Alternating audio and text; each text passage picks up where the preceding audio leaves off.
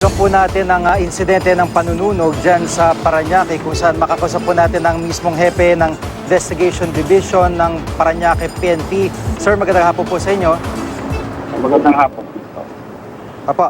Sir, dito sa pangyayari, ano po bang nakikita talagang anggulo ng pulisya kaugnay po ng insidente? Ano talaga nagtulak dito para gawin po yung krimen? Bali po ang sa aming pag-iimbestiga ay nakikita po muna dito ay revenge po ang dahilan kung bakit nagawa nitong suspect yung panununog dito sa biktima na minor de edad. Opo, at sa ngayon ho, may tuturing ho ba na sarado na yung kaso? Wala ho bang ibang maaaring naging kasabot itong suspect na ito?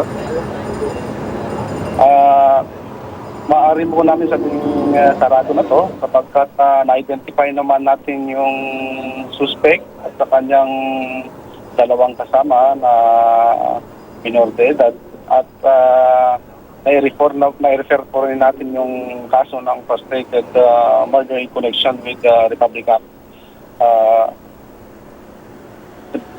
Yung child abuse law, discrimination and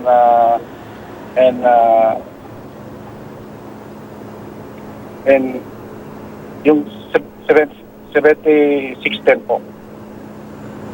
Opo, at yun hong suspect na naaresto ninyo ay meron na ho ba mga dumulog na kamag-anak nito para baga manawagan o humingi po ng tulong dito sa suspect na ito?